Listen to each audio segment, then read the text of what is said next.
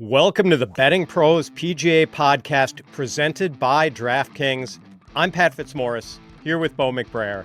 It's Masters Week. The first major of the year is arguably the best major of the year. And today we will give you a full betting preview of the Masters. Bo and I will let you know who we're betting. We'll make our one and done picks at the end of the show. We'll also do a very quick recap of the Valero Texas Open. In fact, let's cover the Valero right off the bat, Bo. Not a very interesting tournament. Brian Harman wins the Valero Texas Open, finishing 9 under par.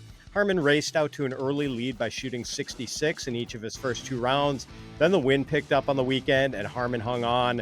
He shot a sporty 72 Saturday in the blustery conditions. He shot a 3 over par 75 on Sunday, but still won by 3 shots over Ryan Gerard and Maverick McNeely. No one ever seriously threatened Harman on the weekend.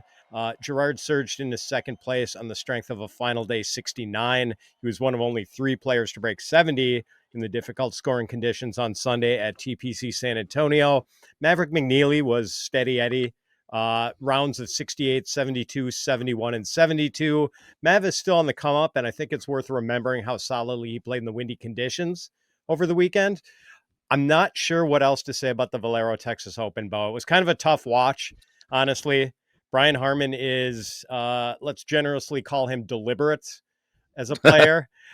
There's some great songs that are shorter than Brian Harman's pre-shot routine. There's some Tool songs that are shorter than his pre-shot routine. The bigger names in the field, Jordan Spieth, Patrick Cantlay, Corey Connors, just sort of lurked around and never made a serious run at Harman. Got anything profound to say about the Valero Texas Open, Bo? Well, I mean, I kind of laid it out last week. It's not a remarkable golf course. It's not usually a remarkable tournament. It's more of a tune-up than anything. Unless your name is Brian Harman, who we actually time on a sundial. There are, because of global warming, glaciers actually move faster than he does now. I think that it was fine for me because what I did bet were some placement bets. I had 3 guys in the top 5, so that was nice. But not getting an outright win there, it's not that end of the world there, because we are all kind of anticipating this week the Valero Texas Open. Afterthought, already out of my memory. Moving on. I don't want to talk about Brian Harman any more than I have to. Yeah, just sort of a dull event. And, we talked about TPC San Antonio not being a very exciting venue, although the wind gave it some teeth. I would much rather talk about Augusta National, and we will turn to the Masters in just a moment. But first, download the free BettingPros app for iOS and Android. With Sportsbook Sync, you can automatically track your bets across all major sportsbooks in one spot. You can easily monitor your bet performance by sport and bet type, including game picks, props, and parlays. Go ahead and create your custom betting systems to find winning trends and profitable opportunities. Get a free trial of BettingPros Premium by downloading the app at bettingpros.com/apps and activating your trial on the upgrade screen. Let's talk about the Masters, and we have to start with Augusta National, the Shangri-La of American golf. It's in the northeastern part of Georgia, near the border with South Carolina. It's a par 72, measuring 7,555 yards. It plays longer than its yardage because of all the elevation changes. I've been lucky enough to visit Augusta National. I don't think TV adequately captures those elevation changes. Maybe you get a sense of it when you see players on the 10th tee looking down that ski slope of a fairway that drops more than 100 feet off the tee. It's the uphill climbs that you don't always get a sense of when you're watching on television. Because of the rolling terrain, Augusta National constantly challenges players with uneven lies, much more so than I think at any other tour venue. Congratulations on putting your drive in the fairway. Now try to hit a high fade with a 5-iron from a hook with a hook lie with the ball above your feet. Like, that is a challenge players often have to face on the par 5 13th hole. Or they look toward the green, all the azaleas in bloom behind the back bunkers. And, they've got that tough lie. Or they might have to hit an approach shot off a downslope to an elevated green. That's the challenge of number 9, a very underrated par 4 at Augusta. Shot shaping, very important. There's some tee shots where you're asked to work the ball from right to left, as on the 13th hole, where you want to avoid that stand of pine trees on the right side in order to have a go at the green in 2. But there are a lot of times when players will want to work the ball from left to right. Now, the fairways are generally pretty wide at Augusta National, and the rough ranges from light to non-existent. Big hitters do have an advantage here. Distance helps conquer the par 5s and gives players an edge on some of the tougher par 4s. Holes number 10 and 11 jump to mind. But you don't need to be a big hitter to win the Masters, especially if conditions are firm and fast. We've seen bunters like Mike Weir and Zach Johnson win green jackets. Now, I mentioned the fairways are generally wide. There are some exceptions, no question. Notably, the tee shot on the 18th hole. That has to be one of the most terrifying tee shots players will hit all year, with its narrow shoot between the trees to an uphill fairway. They're well-placed bunkers all over the course. The only hole that doesn't have any bunkers is the par 4 14th. Greenside bunkers aren't necessarily the worst place to be in many instances, but the fairway bunkers at Augusta can be pretty punishing. They're deep, and the sand at Augusta is soft. Can be pretty difficult to flush the ball out of a fairway bunker. And then, Bo, there are the greens. They're bent grass, and they are blazing fast. They're the toughest greens players are going to face all year. Augusta National's greens are big and undulating with all sorts of complicated slopes. Putts can break severely if you don't put your shot in the right spot on the green. There are going to be instances this week where players are actually hitting their putts away from the hole at more than 180 degrees. There are going to be 3 putts galore. There will be some 4, maybe even 5 putts. Ernie Els famously 6 putted the first hole from only 3 feet away in 2016.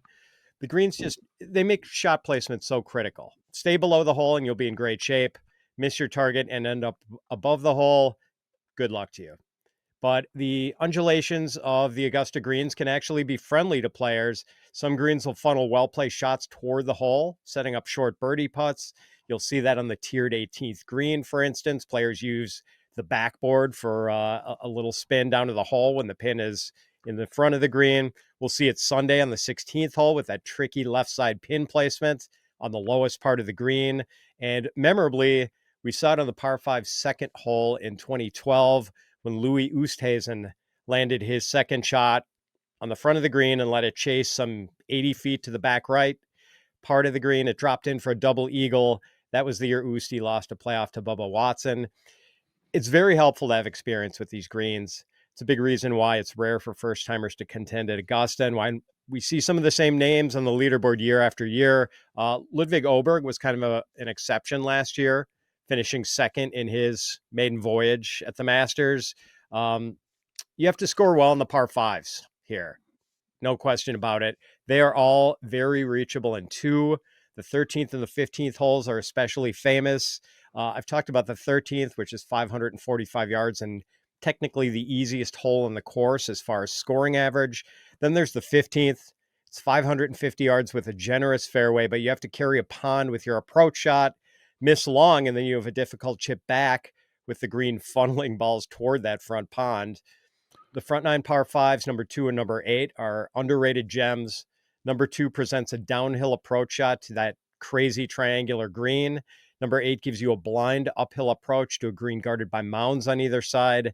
And negotiating the par 3s is pretty critical too. The back 9 has the famous 12th hole, maybe the best and most difficult short par 3 in the world. It's only 155 yards to a long but extremely shallow green.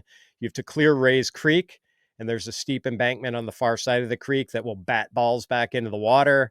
The wind is extremely hard to judge on the 12th hole.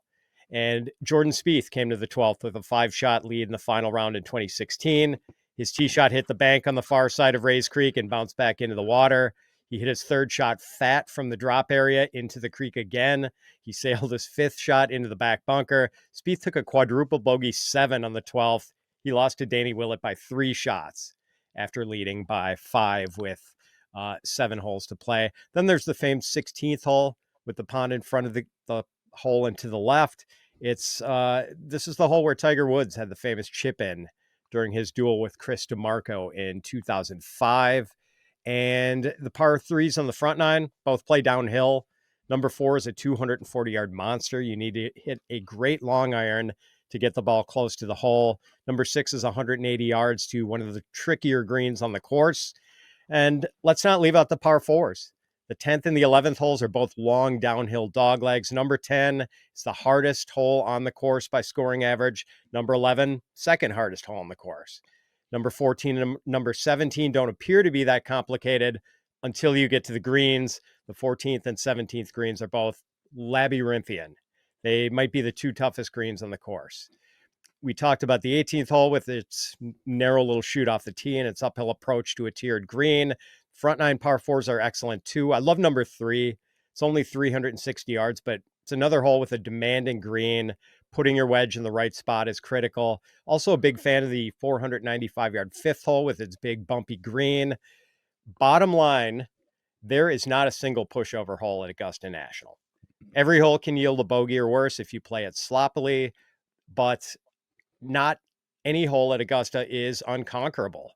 Like every hole here will yield a birdie or even an eagle if you play it artfully.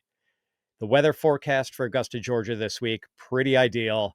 Temperatures ranging from the low 60s to the mid 70s. No rain in the forecast.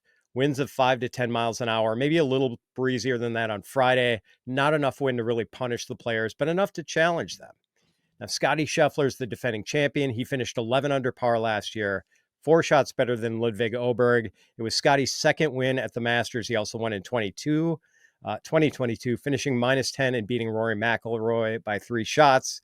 John Rahm won in 2023. He was 12 under, 4 shots clear of Phil Mickelson and Brooks Koepka. Hideki Matsuyama won in 2021. He finished -10 to beat Will Zalatoris by 1 stroke. And Dustin Johnson won the 2020 Masters, which was played in the fall that year due to COVID. DJ went 20 under par to win by 5 shots. I love this course, Bo. Sprinkle my ashes here when I'm gone. Your thoughts on Augusta National? It's perfect. It's perfect in every way. There's not a blade of grass out of place. The hills are unruly. The lies are uneven. The golf is somehow still incredibly fair. Good shots are rewarded with opportunities, and bad shots are swatted away with draconian consequences. That's what golf should be about. This is the measuring stick. This is the barometer for all championship golfers. If you're in this field, you want to be able to hold yourself up to that standard of how did I do at the Masters? When the field is the strongest, it's the most concentrated at the top. Every top golfer is here, and every top golfer who's conquered Augusta in the past that's able to is here. That's what is the majesty of this tournament is unmistakable. It's unparalleled. You cannot beat the Masters in any way, shape, or form. And as for Gary Player, who says it's not even in his top 50 golf courses, hogwash. This is the best golf course in the world. Maybe not the most famous. It's up there in fame too, but it's the best golf course in the world. And it's also the most exclusive. It has the mystique. It has the allure. And it's like, how often does a golfer want to venture into the woods for an experience like that? Well, here you go. Tucked back into the woods is the crown jewel of championship golf. And it's just the best. It's perfect. Augusta National not open to the public, but I would pay far more money than I could reasonably afford to play around at Augusta National and have. I would sell my house right now to play it one time. It is that magical a place. Care to guess at a winning score this week, Bo? The weather is going to be mild and gettable, so it's probably going to be between 15 and 18 under par, a little bit more favorable scoring conditions this year. Not quite as favorable as it was when it was softened in November of 2020 during the pandemic. But I do think that the field strength, how well the golfers are playing coming in, and with the way we've seen scoring trending is going low. So 15 to 18 under par most likely. I'm going to go a little higher than you for winning score, Bo, as far as, not quite as high relative to under par. I'm going to say -12, -13. I think firm and fast conditions, I think could trick it up a little. Granted, there's not going to be a lot of wind and the greens aren't going to be soft, but without the soft greens, it's brutally difficult. And so, if you hear anybody say that they could break 80 at Augusta, they're lying, or Yeah. they're delusional, or they're both. It's it's just, who are they lying to? You or themselves. This course is absolutely disgusting for an amateur to even think about playing. Yeah, with a master setup, if you are a scratch golfer, I don't think you're breaking 80, quite honestly. No chance. No chance. It's Maybe 90. yes. Now, the battle for the jacket is heating up in Augusta, and there is no better place to sweat the action than DraftKings Daily Fantasy, the ultimate destination for fantasy golf fans. And for this year's first major, DraftKings is giving all customers a shot to play free for a $1 million top prize with your next $10 deposit on the DraftKings Fantasy app. It's simple to play. Build your dream lineup while staying under the salary cap. Then sit back and watch as your players rack up points. Every birdie, every bogey, every clutch putt. Feel the intensity of every shot. I talked about wanting to get Patrick Reed into my DraftKings DFS lineups last week, Bo. I do indeed think he's value priced at 7,300. Another bargain priced LIV Tour player. How about Sergio Garcia? He's only 7,100. He's been playing well, and he loves this course. Sergio has a green jacket in his closet. I'm torn between Scottie Scheffler and Rory McIlroy as my anchor player, leaning a little toward the slightly less expensive Rory. Does anyone stand out to you as an especially good DraftKings DFS play at the Masters, Bo?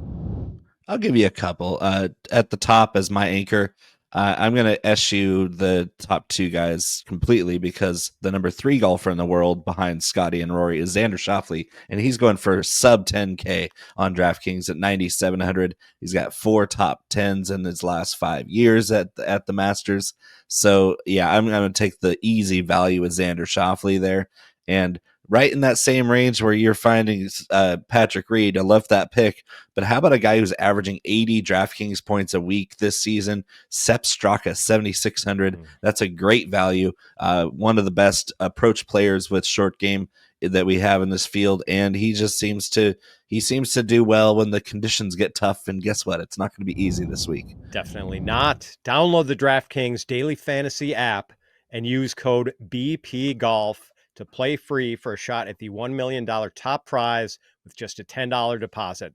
That's for all DraftKings customers. Just download the Daily Fantasy app and use code BP Golf for your free shot today. The crown is yours.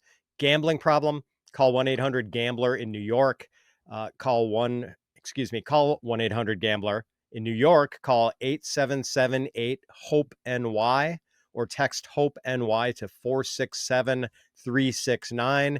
In Connecticut, help is available for problem gambling. Call 888-789-7777 or visit ccpg.org. 18 plus in most eligible states, but age varies by jurisdiction. Eligibility restrictions apply. Void where prohibited. New customers only. Minimum $10 deposit required. One single-use $10 ticket rewarded for Fantasy Golf Millionaire Contest that expires on April 10th at 7 a.m. See terms at DraftKings.com/promotions. Sponsored by DraftKings. Now for the Masters odds. These odds are courtesy of the DraftKings Sportsbook. As of Monday morning, please know that some player odds will have changed slightly by the time you consume this show. Scottie Scheffler is the favorite at plus 400. Rory McIlroy is plus 650. Short odds for Rory to win his first green jacket this week. Big John Rahm is plus 1,300. Bryson DeChambeau, Collin Morikawa, and Xander Schauffele are plus 1,800. Ludvig Åberg is plus 2,000. Justin Thomas plus 2,500. Brooks Koepka and Hideki Matsuyama are plus 3,000. Jordan Spieth is plus 3,500. And Victor Hovland, Tommy Fleetwood, and Patrick Cantlay are plus 4,000. Let's talk about this group, Bo. How do you feel about Scottie at plus 400 and Rory at plus 650? And do any of the other players stand out to you? This is a horse for course type of course. And that being said, I see 2 green jackets in Scottie Scheffler's closet and 0 in Rory McIlroy's. 2011 was the year that he had the big lead and completely fell apart on Sunday. Ever since then, Rory McIlroy has been cursed at Augusta National. And yes, he is the only multiple-time winner on tour this season. I still think he's cursed. I still think that these odds are an insult to bookmaking because it's just a bunch of suckers like us out there wanting to ride that Rory wave. And yes, it was very tempting. But to get the number 3 ranked golfer in the world at plus 1,800 is ludicrous. Xander Schauffele has a better track record at Augusta National than Rory does. He's playing decently well for coming off an injury earlier this season. And I think as far as it goes, he's a better horse for this course than is Rory McIlroy. I'm probably going to withhold my Scottie Scheffler betting unless I get a double-digit odds type of live bet setup where he's still within striking distance with enough holes to play to catch up and make that bet worth it. But I'm starting my outright card with Xander Schauffele, and I'm going to run right into Ludvig Åberg at plus 2,000. Schauffele is the longest odds I could ever predict because I handicapped him at plus 800. So getting an extra 10-1 odds for a guy that's number 3 in the world and a multiple major winner last year, defending PGA champion, defending champion golfer of the year last year. And we're going to talk about this guy being rolled over into plus 1,800 territory. It's ludicrous. And on the same token, I'm betting Ludvig Åberg at the absolute shortest odds I would bet him at plus 2,000. That's just because his upside is unmistakable. This guy has more of a killer instinct than you would ever imagine. He's got a lot more Brooks Koepka under the hood than he does somebody meek and mild. Like his outside persona, very cheerful, very, very calm and collected. But that dude is an ice cold killer under the surface like Brooks Koepka. He's a big game hunter. And he's got the upside that could run away with the Masters tournament like he almost did last year. He almost ran down Scottie Scheffler last year until he dunked one on 11.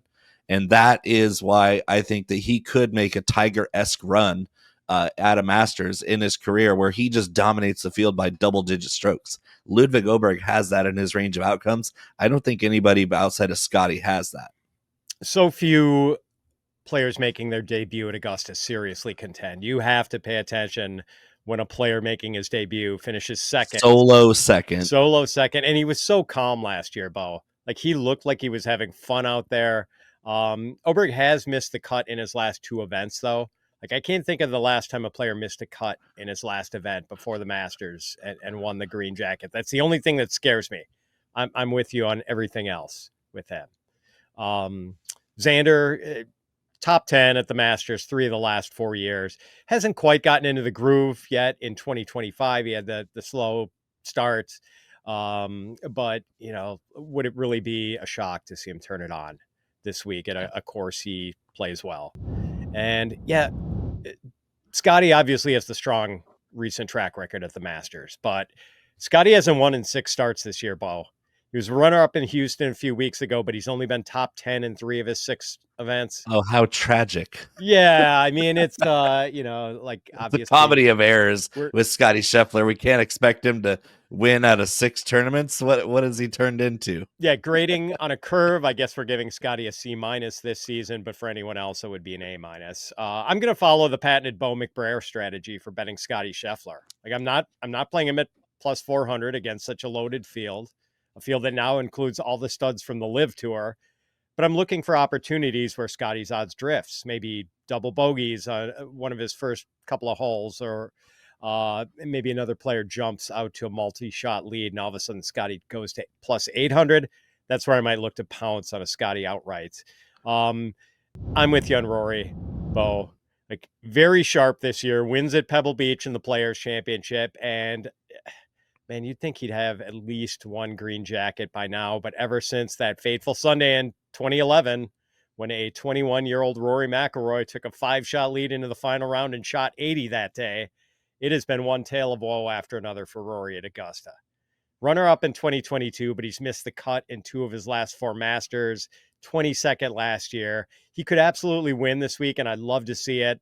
Not eager to jump on him at plus 650.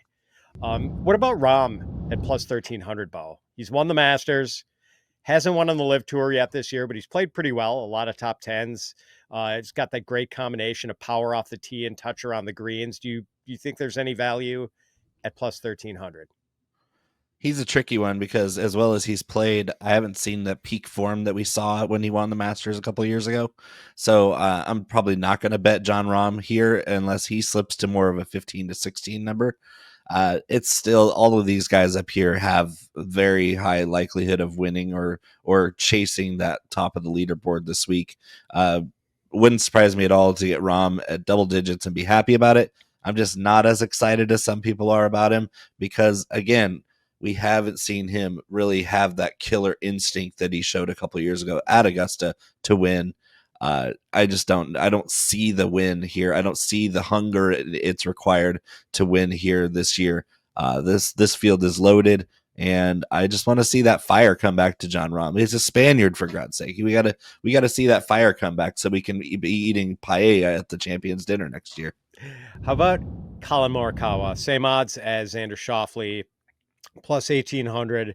Not always great with the putter, but he is an elite ball striker. He's finished top 10 at Augusta in each of the last 3 years, including a third last year, and he's been playing well this year. What do you think about the value on Morikawa? This is another guy that's been bet up a lot this week because of his ball striking prowess. Not just putting, but clutch. Does he have the clutch gene? Does he have the killer instinct that we've seen from other winners? Collin Morikawa hasn't won since he won the U.S. Open a few years ago. He hasn't won in 2 years. And this is a world-class player, top 10 in the world. One of the best ball strikers, iron players in the world. You have to be able to putt. You have to be able to make birdie putts. You have to be able to salvage 2 putts on Augusta National. And that's what's held Collin back.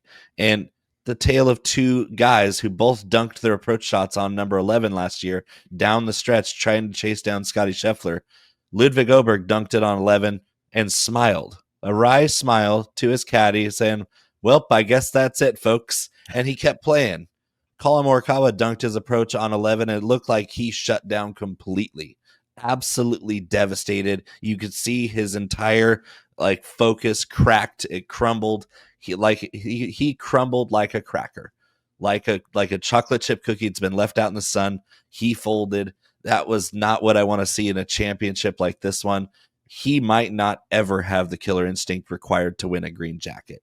And for him to get bet up as inflated as he is, I just don't see it. As much as I love watching him play, I just don't see it, and I will not be placing any bets on Collin Morikawa this year or ever at the Masters. Fair point. Bryson DeChambeau, got to talk about him. He finished 6th here last year, but Augusta has not been especially kind to Bryson. He famously said a few years ago that he was going to treat Augusta as a par 68 because of the short par 5s. And yes, Bryson is a guy who could go 10 under par on the par 5s this week. But does he have the needed touch around the greens? I think that's the big question. And really, will his distance off the tee be a big advantage in a week when the course is going to be pretty dry and firm? I'd be much more intrigued if Bryson were playing kind of a soggy Augusta. I'd also be more intrigued if he weren't a YouTube superstar whose fame is probably artificially lowering his odds. So are you with me that there's not a lot of value on Bryson at plus 1,800? Well, Bryson and Ludvig are similar in that they both have that upside of going really, really low on a tough golf course. We saw what Bryson can do on a tough track that challenges his short game at the U.S. Open last year. Pinehurst was the absolute test for Bryson DeChambeau, and Pinehurst and Augusta, not that different. Really, there's a lot of similarities in how they're laid out, what kind of misses you can have, what kind of misses you can't have. And Bryson impressed me, so I'm more likely to bet Bryson than I am Collin or Rory because of that.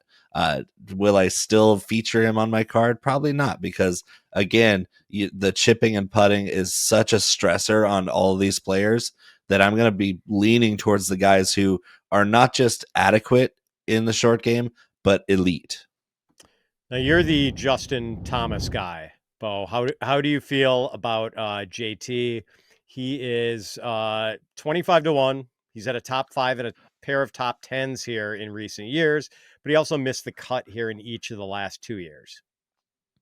Yeah, another guy who's struggling with the putter on occasion, but his big bugaboo has been off the tee, and as tough as it is to position yourself off the tee here, I probably won't bet him at 25-1. I was hoping to see him at 30 or 35 so I could make a bet that made me want to watch the Masters even more. That just didn't pan out. 25-1 is fair. It's just not that good of a line for Justin Thomas, especially since he has missed the weekend here twice in a row. This is a different Justin Thomas. It's good. It's just a different style of play than we've seen in the last couple of years. So I hope he does well. I'm just not going to be betting on it. Let's look at the odds for some of the mid-range options. Tyrrell Hatton and Shane Lowry are plus 4,500. Georgia native Russell Henley is plus 5,500. Cameron Smith, Minwoo Lee, and Robert MacIntyre are plus 6,000.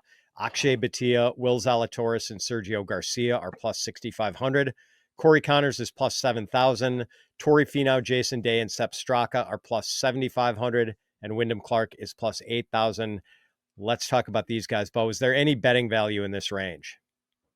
There is with a couple guys. I will caution a lot of people on guys who have big holes in their game. This course is going to test your entire bag. It's going to test every amount of creativity you have in your brain to make that bag work for you on this golf course.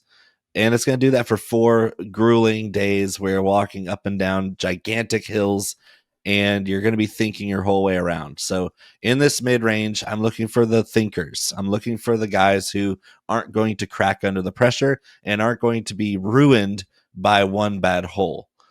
And so with that being said, I'm going to actually look to see Hideki Matsuyama, a prior champion, kind of slip into that mid-tier. If he slips to 35 or 40 to 1, we're looking at a huge investment and ladder bet for me because he's a prior champion. One of the best Masters moments I've ever seen was him and his caddy turning towards the 18th fairway and bowing to the setting Georgian sun. This guy is playing outstanding golf right now, and there's no telling how much more of a memory he's going to create at this golf course when he's 26 years old. Hideki Matsuyama is still in the prime of his career. He's playing great golf, and he's already got that good vibes going at Augusta National. That's a guy that I'm willing to throw a lot of money on, especially if he slips past 30 to 1 to 35 or 40. And then the other guy is who doesn't like Cameron Smith at Augusta? This guy he's a top 10 machine at Augusta. It's because he plays a timeless style of golf where he's not that great off the tee. He's a short hitter. He plays a more positional style. There is not a more lethal golfer in the world with a wedge and putter in his hand. There's just not. He's number 1 in every short game metric. He's number 1 in every putting metric. He's number 1 in every short game thing you can even measure. And the proof is in the pudding. This guy is fun to watch. He scores on tough golf courses. It's because he does not relent when a wedge or putter is in his hand. And I think that he breaks through this year in a big way. At 60 to 1, that's an insult. He's plus 400 just to get a top 10, which he's done every year but one that he's been at Augusta. Oh, the man is he's a machine. He's Van Gogh with a wedge in his hands, Bo. Yeah. The short game always plays up at Augusta for Cam Smith, and he's finished top 10 in 4 of the last 6 Masters. But Cam's form on LIV Tour this year not real good. Only 1 top 10 finish in 5 starts, but the top 10 finish just came this past week in Miami. It was only a 9th at a very tough golf course that challenges the short game. Yeah, winning score was what, -6. So Doral is tough. I remember Doral being on the PGA Tour, and that's a really good barometer and warm up for Augusta. Is actually at the LIV Miami tournament there at Doral. Agreed. Good tune-up. Russell Henley, Bo. He's from Macon, Georgia. He's a Georgia Bulldog. I realize Henley is sort of a Bermuda green specialist, and Augusta has bent grass greens, but Henley finished 4th here 2 years ago, and he's been playing great this year. He's 6th in strokes gained total, 22 in strokes gained on approach, 19th in strokes gained putting. I guess what maybe scares me a little bit is that he's barely inside the top 100 in strokes gained scrambling. But at 55 to 1, I'm definitely interested. I'm also kind of interested in Robert MacIntyre. Like, left-handers might have an advantage here, Bo, with the way they shape the ball, especially the ones who, play the fade. And Phil Mickelson, Bubba Watson, Mike Weir, all lefties, all past champions, multiple times for Phil and Bubba. MacIntyre has finished 12th and 23rd in 2 previous Masters starts, and his recent form has been pretty solid, 11th, 9th, and 9th in his last 3 PGA Tour events. Will Zalatoris, looks like really good value. Great ball striker. Hasn't had a top 10 this year, but he's had 3 straight top 10s at the Masters. And speaking of great ball strikers, Bo, I'm kind of conflicted on Corey Connors. He's pretty dialed in, 3 top 10s in his last 4 events. He was just 18th at the Valero. Connors was making a big move on Saturday at the Valero. Then he 3-putted the par 5 17th for a bogey. And that is the concern for Corey Connors at Augusta. He's not a good putter by PGA Tour standards. Short game, can he putt well enough to win at Augusta? But can he be a VJ Singh, a guy who's a great ball striker and a mediocre putter, but his putter gets hot for 4 days? That's what happened to VJ when he won the Masters. So VJ was a mediocre putter. Corey Connors is an atrocious putter. Good point. And he's an atrocious chipper too. So yeah, Corey Connors better be on like the most insane heater of approach proximity on the correct side of the hole, because if this guy gets short-sighted or above the hole, he's absolutely toast. Very true. He is a surgeon with the irons, so maybe he can do that. But man, to do that over 72 holes at Augusta is a pretty tall order, granted. What about long shots, Bo? We don't see many long shot winners at the Masters, but we do occasionally get the Angel Cabrera from 2009 who breaks through for a win at longer odds. So is there anyone you like north of 80 to 1? There's 2 guys I circled. Like you said, the long shot bets at the Masters don't usually pan out because these guys are all so good, and you get a couple stragglers that barely qualify in the last weeks before the tournament. I'm going to go for long shots with experience. I'm going to go with Keegan Bradley. Oh, captain, my captain! He's going to be leading us the red, white, and blue at Bethpage Black in September. This guy's playing great golf, and he's so sharp on approach this year that I don't see his weaknesses really showing up, because this guy's always been a great scrambler, always been a great grinder, and his tee to green game is what's held him back in the past. Well, guess what? He's as sharp as he's ever been, top 7 in this field on approach, and he's one of the best par 5 scorers in this field, period. He's at 100 to 1. And I can absolutely see Keegan Bradley going on one of those miracle runs where he just gets the crowd fired up and he goes out there, and the patrons, as they call them at Augusta National, will definitely be behind the captain of Team USA for the Ryder Cup. And the last one is 250 to 1. It's a YOLO bet. It's just based on short game. Christiaan Bezuidenhout of South Africa. He hasn't won anything since 2020. But he's playing his best golf of his career right now. He's got the short game to stay in contention, make the cut. His top 20 bet is plus 400. I just think that it's something that's it's a feel bet for me, where I'm just looking at the course setup and who might fit it in a basis. But he's played the Masters 3 times, not in the last 2 years, but the 3 times he's played the Masters, he's made the cut all 3 times. So I do like his fit here, especially with the form he's carrying in. You could talk me into a first round leader bet on Bez.